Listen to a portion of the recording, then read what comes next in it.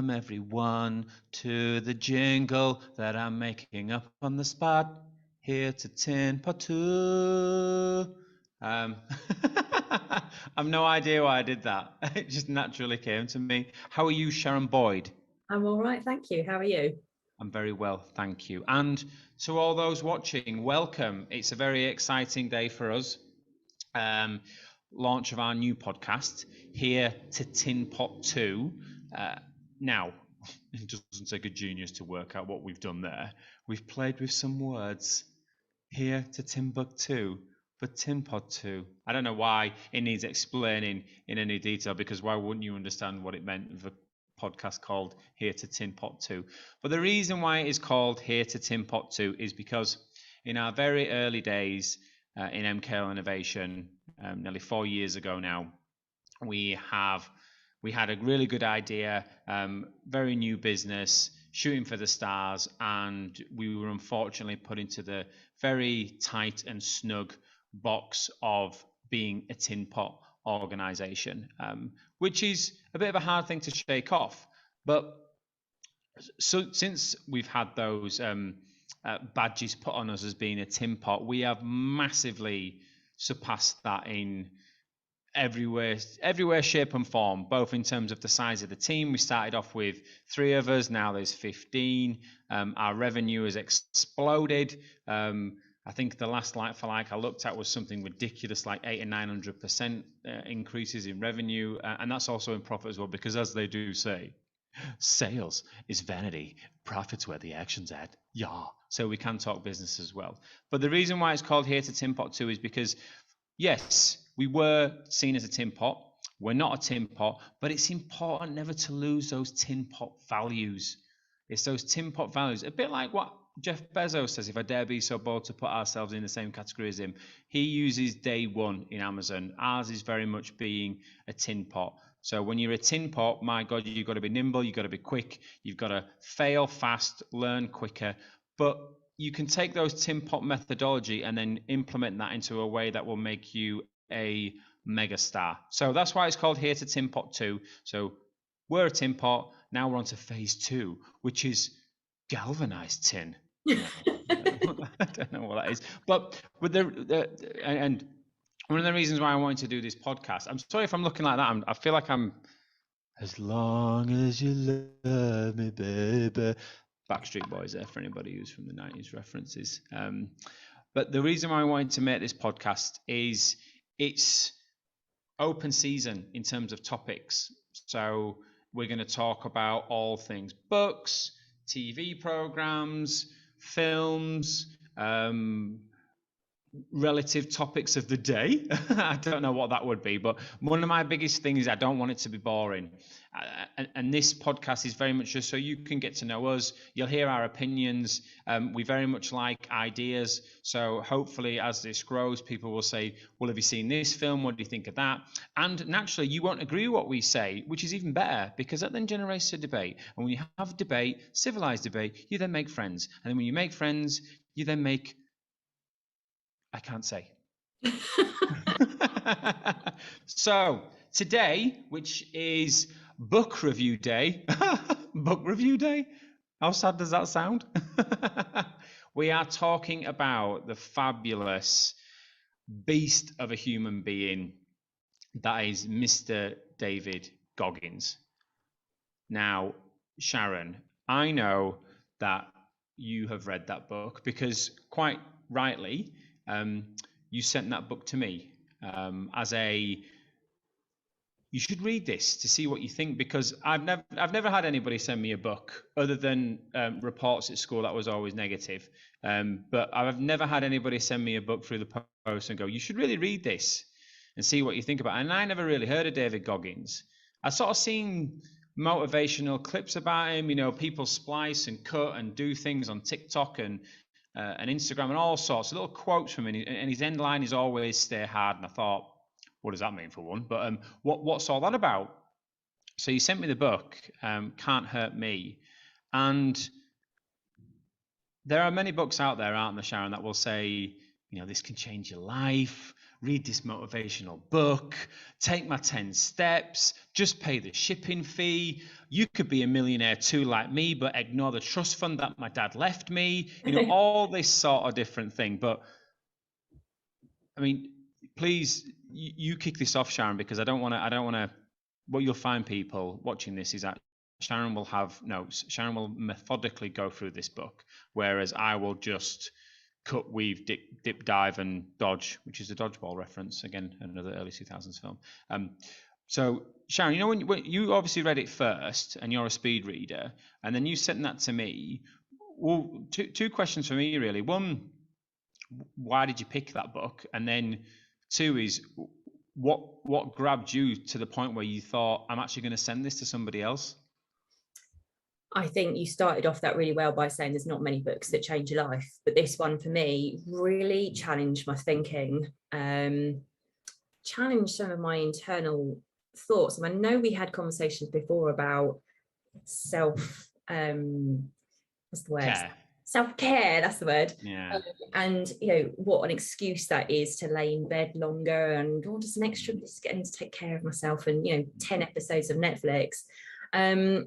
And I just thought, I read it and I thought, oh my goodness, this is a guy that just really lives his values to such an extent that he does a 100-mile run with no training, to the point where he's loses control of his bowels.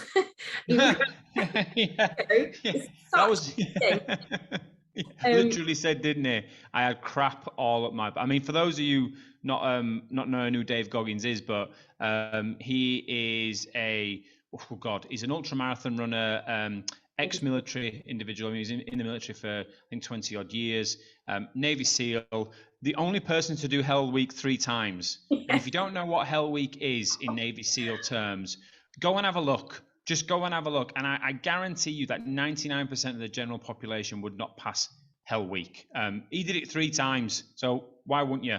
And then he decided to do ultramarathon running, and then it just went a bit crazy from there, didn't it? But you're right, because I think from what I remember in the book, he wanted to get. He calls the guy SBG, doesn't he? Silverback Gorilla, who was his instructor during Hell Week. And his instructor saw something a bit different in him, didn't he? Because he was enjoying the punishment. And bring it. Well, exactly, because you said, didn't you? It's all about self-care these days. And the reason why it sort of resonated with me is he goes completely the other way. Yeah. He's like, find your suffering. Yeah. Suffer. You have to suffer. Yeah, that's how I grow. Yeah, well, exactly. And you've almost got, with Dave Goggins, is you've got a lump of granite, and then you look at Jordan Peterson, and you've got a refined piano. But if you read both their books, the takeaway message is quite similar. So Dave Goggins talks about suffering, and he talks about it in the rawest sense of the word. And Jordan Peterson talks about life being suffering, but he's very eloquent with it, and talks in detail about how mentally you can deal with this stuff, and how you need to be the best you can be by taking on more responsibility, etc., etc., etc. So 2 very different individuals, but with quite a similar message. Yeah, and that's one of the reasons why I sent you the book, because you've been reading the Jordan Peterson book, and we're talking about some of those things. I read this amazing book and thought, oh, this is it. And this is someone who's lived it every second. What was really interesting for me was his beginnings were very humble, very, very difficult. The abuse was to a stage that just affected him massively mentally, to the fact and his dad was a mega celebrity as well, wasn't he? Yeah. Sort of like courted the 70s roller disco journey, didn't he? You won't think. See, you said that on the outside he was a lovely guy, but as soon as that door closed, it was his belt was out, and he was hitting his wife and his children, and that abuse just wrecked Goggins' memory, didn't it? For him, that just meant that he couldn't absorb anything, and he got to a stage where he couldn't even read as a teenager. And he then went through a stage where he had to cheat to scoot under the radar to get through. It is a direct contrast then to how hard he worked in later life. It was like he knew that. He was like, I've had to kind of duck and dive, as you said, to get through and manage it. now I need to prove something to myself as to who I am. And that the challenge that he'd set himself, where he had to lose all that weight in those 3 months. Well, was he like 120 pound or something like that? He wanted to go for. He had his. Everybody has those moments, don't they, where you see that sort of. He saw the advert for the Navy SEALs, didn't he? And he was doing roach control at the time. So in America, you know, they do. They have people that go out. They were doing in the UK, but very much in America, where they go and do pest control. But he was doing roaches and things like that. He was 300 pound. You know, he loved his chocolate milkshakes, didn't he? And he came back and he looked in the mirror, which he then started to call the accountability mirror, which we'll talk about that. And then he saw the video advert for the Navy SEALs and thought, I need to get a grip of my life here, didn't he? But then he went to the recruiter and he said, right, mate, we'll take you, but you need to be, I think it was 190 pound he needed to be, and he was 310, something like that. So he lost 25 in like 2 weeks, just purely. When he first went running, he could only run a quarter of. This is a guy that has run over 200 miles in one sitting. And when he first started, he could only run a quarter of a mile. So he punished himself, didn't he, on the bike? Yeah, it was constant. Like, it's 2 hours, 2 hours of bike, running, go to work, then 2 hours again at the gym every day. I mean, I do a half an hour bike workout and I'm like, oh, that's going to take me out for a couple of days. Yeah. That's why it was the change of the thinking, because he punished himself to such an extent and just carried on, and just to see what his body could do. And wow, did he show what it could do. And that was what he talks about the governor, doesn't he? So he says in every single one of us, we have a governor. Yeah. It's like, you know, on BMWs, they're restricted to 150 miles. I mean, your car, well, Sean drives an M3. So your car is restricted to, I think, is 150, 155. It can go a lot more than that, which you've probably found out. It can go a lot more than that, but it's governed to go at that speed. And what he says is that your mind is the same, but the governor in your mind can be broken and can be tricked.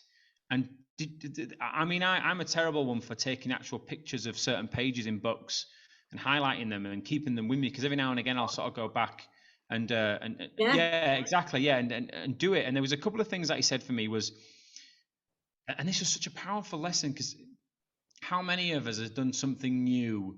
Maybe you might have started a new job, you might have sort of like told a few white lies on your CV to get you into that role, and you don't really know what you're doing. You're doing the Richard Branson approach of, you know, if you're given a great opportunity, just take it and worry about it later. But all that anxiety starts coming in and going, oh shit, I'm going to be found out here, you know, someone's going to call me. He tricked himself, didn't he, when he was studying for the test he had to pass to get into the military. Bear in mind, this guy couldn't read or write, so he had to pass. Yeah. He had to pass, I think it was 50 in mechanical reasoning to get into the Navy SEALs, and he could only barely score a 40 or a low 40, so he never got in. But he had to go away and retest. So he could train his body, but he needed to train his mind as well. Mm-hmm. So he had all this anxiety about the test, but he tricked his mind to make his mind believe that when you're feeling anxious or doubt, that is a clear sight and a clear confirmation that you are on the right path and you are breaking out of the status quo. That line for me, I mean, I'm going to find it and I'm going to read it verbatim, because that line for me absolutely blew my mind. It completely made me think, well, here we go. So he says, and this is obviously he's talking about training for the ASVAB questions. I can't remember what that stands for, but it's military style questions in the US, and especially for BUDS, which is Navy SEALs training, you have to get, I think it's a 50 or above in mechanical reasoning, because they do all sorts of crazy stuff to those guys. But he says, as he was training, bearing in mind he failed this like 2 times, and this was his 3rd bite of the cherry, final bite, I had to flip it and convince myself that all that self-doubt and anxiety was confirmation that I was no longer living an aimless life. That's powerful, isn't it? It really is. One of the bits for me was the 40% rule. That I can't get that out of my head. That will always live with me. And when I'm running and I'm doing my self-talk, which is so powerful when you're running, And you do the same, don't you? Imagine David Goggins next to you going, come on, you've got more to I know give. exactly what I'd be saying. None of it can be repeated here, but No, you blew. yeah. Yeah, that bit around when our mind wants to give up, we're only at 40% of what we can give. And imagine if we fought through that and just went, no, shut up, I'm going to give it my all. What could that really look like? What could that achieve? And that's how come that's the mentality he took to ultras, to the Navy SEALs. So that 40% rule really lived with me. The other bit was about taking souls, wasn't it? Do you want to talk about that? Oh God, yeah. The taking souls thing, because I've heard the 40% rule before, but I never knew who said it. It was like an urban myth. What's this 40% rule?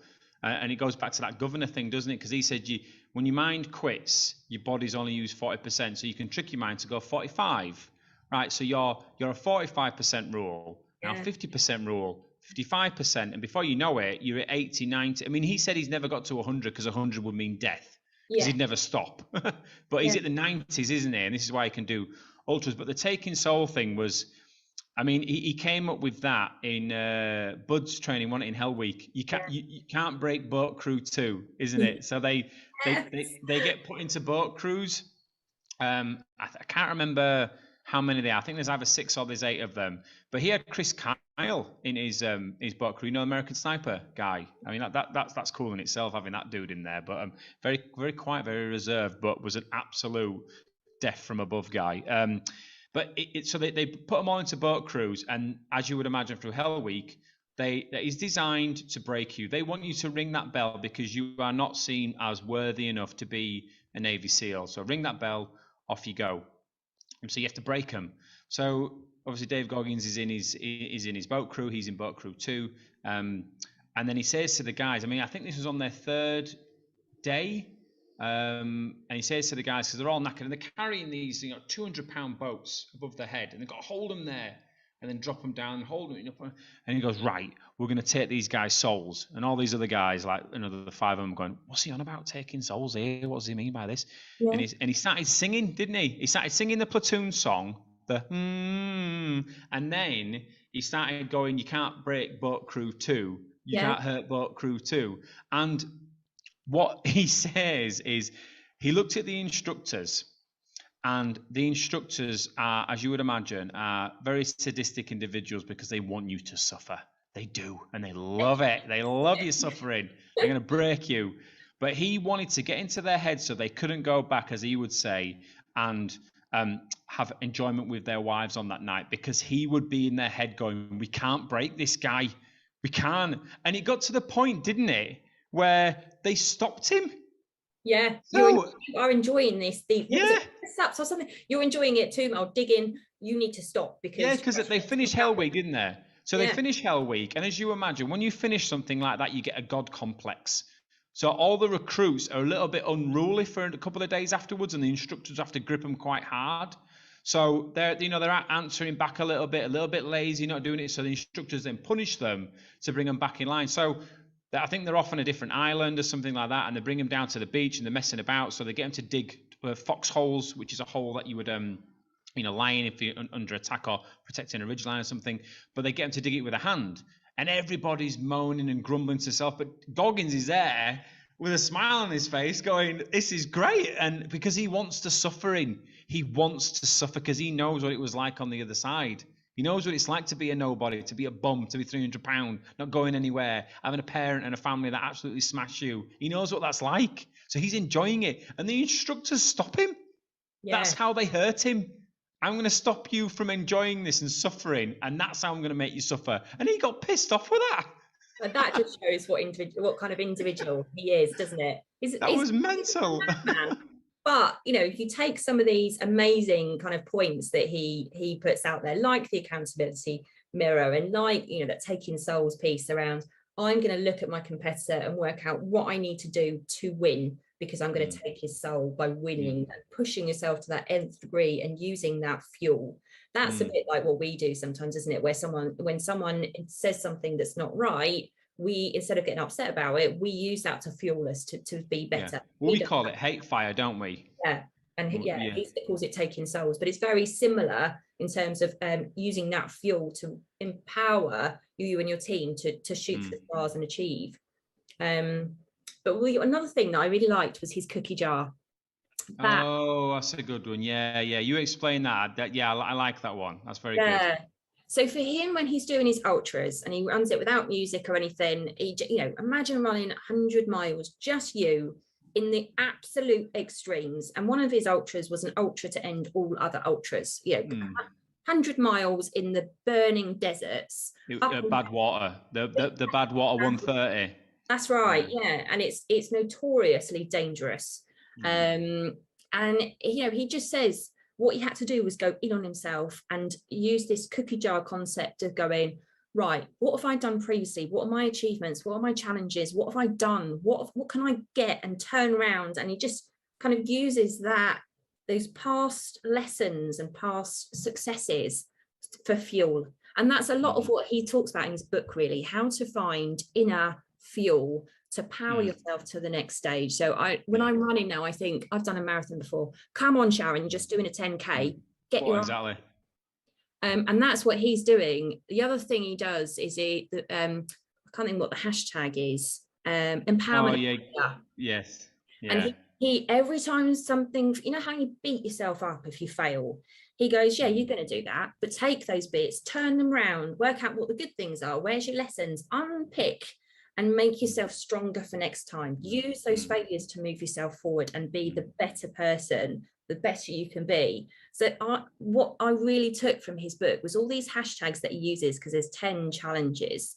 That's why I definitely recommend you read this book, anyone watching. There's 10 challenges that he does with a hashtag for each of them, like talent not required, meaning work your ass off. No matter how talented you are, you will achieve if you try hard enough. And some of those lessons and points are just so strong that they can just lift you up a level. You talk about kind of leveling up. This book will help you do it.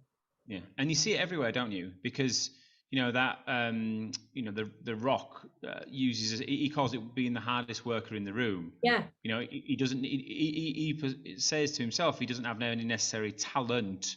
I mean, arguably he has, because look at where he's got to. But he just works his arse off. But that cookie jar methodology that is so powerful, because the way that I visualized that was, I imagine, especially someone like that running Badwater 130. And the Badwater 130 is an ultra marathon across Death Valley. And if you've ever been to Death Valley or Badwater, you'll know. I went there once, and I think it's the lowest point under sea level in the Western Hemisphere, and it is hot. 50 degrees, but a very, very, very dry heat. It's nearly unbearable. But and running 130 miles across that. So he talks about that cookie jar thing. But I imagined him when he's running, in his stomach, he has a visual fire, and that fire is getting depleted of oxygen the more he runs. So he goes into his cookie jar and grabs some kindling and throws it on. Yeah. And it just like goes woof, and then off he goes again for another 30 miles, and then. But even before he got to that stage of the ultras. Because he said, didn't he, when, I think it was during the time, the Lone Warrior, so the Lone Survivor film with Mark Wahlberg, where it was the biggest tragedy in Navy SEALs history. So those SEALs got caught behind enemy lines, and then the SEALs in a helicopter went to go save them, but he got shot down by an RPG. Dave Goggins wanting to then go, I need to do something to raise money for the family. Great, what can I do? What can I do that's quite extreme? I know, what's all this ultra stuff? Bearing in mind at that time, he was quite a jacked guy, wasn't he? So he said, I didn't really run. I just did powerlifting. He was what, 240, 250 pound, pure muscle, Navy SEAL. I mean, you imagine what these guys are like. Pure muscle, ripped. So he goes, I'm going to do an ultra. So I'm going to do this Badwater 130. So he rings the guy up who runs it, and the guy laughs at him and goes, right, I don't care if you're a Navy SEAL, mate. You can't just come and do this. This is something altogether different. And what he had to do, didn't he? The guy said to him, tell you what, if you can run 100 miles in 24 hours, I'll consider you. So I'm not going to let you in yet. I'm going to consider you. So then he finds the nearest one to him, which I think it was a running track. And 24 hours, and you run 100 miles. That was it, wasn't it? 3 days notice or something, wasn't it?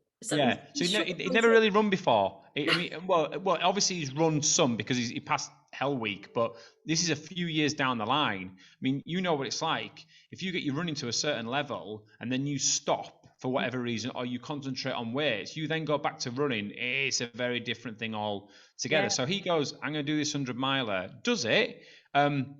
Basically nearly dies doing it. I mean, it goes into graphic detail in the book of what happens to his bowels and all sorts as a result of running it. But what I found interesting was he got to mile 100 at the 18th hour. So he stopped. Great, I've done my 100 miles within 24 hours. Excellent, rings the guy up. Done my 100 miles. What did you do it in? 18 hours. So what you stopped?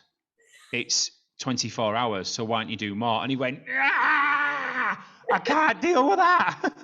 I can't deal with that. That's got in my head. That must have been, that just shows the type of person who's got to just make sure the right candidates are there, and he's like, well, he said, didn't he? You know, people die on these things, and you know, he can't have his licenses taken away, so you have to be the best of the best. And then the book goes into more detail about his races and his running.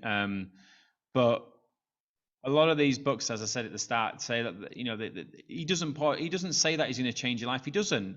He is just a guy that is telling a story. That is it. And he is as raw as an individual as you will ever find. There are no airs and graces with this guy. And I think in this day and age, that is very much needed. If you are looking for something that is the complete opposite to self-care, pampering, PC, don't say this, don't say that, be careful what you do, seek this guy out and read and watch. There's loads of podcasts. You know, he does Joe Rogan's podcast. You get a lot of stuff from the book, but the podcasts are great as well.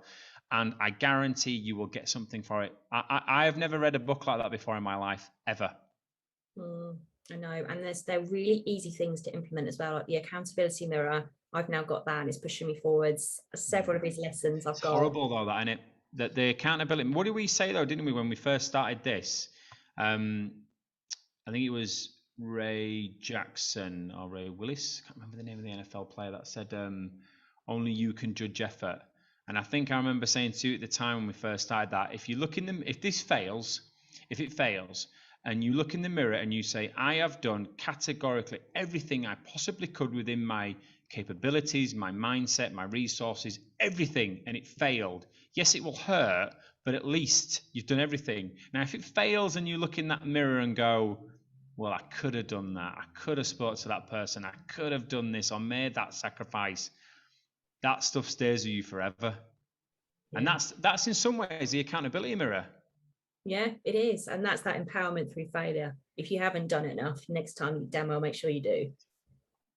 But he's inspired us, hasn't he? Because from a fitness point of view, so we've obviously got the marathon that we're going to do at Milton Keynes soon. And I know I said I wasn't going to mention it, but I'm going to mention it now. We're going to do a personal challenge. So you're not going to talk about it, publicize it or anything other than to mention it now in the context of what we've just been chatting about. But we're going to go and find a running track and just run for 10 hours. That's it. Just to see how far we can go. I just want to find out what happens on that limit. I think that would be a real interesting thing to see, to go when your body is broken, your mind is broken, but you know you've got to do your 10 hours, and that can be walking and crawling, but you can't stop for 10 hours. I just want to know. I just want to see what happens. Yeah, because at that point, if we do 30 miles, 20 miles, whatever it looks like, we'll know that next time we run, we've done that. Yeah. There's that much more in the tank when you try and stop. It's that stopping that complacency thing for me. Yeah. Well, if someone said to me, 6 months ago, you're going to be flirting with the idea in 2022 to do the Liverpool to Leeds Ultra, which is 130 miles in 40 hours, Liverpool to Leeds Canal, looking at that and going, ooh, I fancy that. I won't mind training for that just to see what would happen. I mean, and I can get that would not happen if I wouldn't have read that book. It just won't. I guarantee. I didn't even know what an ultra race was until I ran that book. Until I read that book. Didn't even know. I thought marathon was it. Yeah. So I Fantastic. definitely recommend this book to anyone watching. Have a Yeah. read. It might not be for you, but it really has changed. There's some things that have changed in the back of my head. Definitely some lessons I'll take forward, and we have as a Yeah. team, haven't we? And I think that is a fantastic way to end, and we'll sign off by using David Goggins' sign-off line. After 3, 1, 2, 3, stay hard. You didn't say it, Sharon. Oh. He does it. Stay hard. Did you? It feels weird saying that, but anyway, that's a conversation for another podcast. So thanks, everyone. This is our first one. The next one is going to be a film review, and the film is Sharon Boyd. Aliens. Boof. Aliens. Sigourney Weaver. Oh, 80s classics coming up. If you haven't seen Aliens, watch it. I'm not going to get into it now, but we're going to enjoy it, and we're going to pull it apart in some areas because I've got some critiquing, which I might say to James Cameron. I'm sure I'll take my feedback. Anyway, thanks everyone for watching. Have a great time. Appreciate it. Thank you. Bye.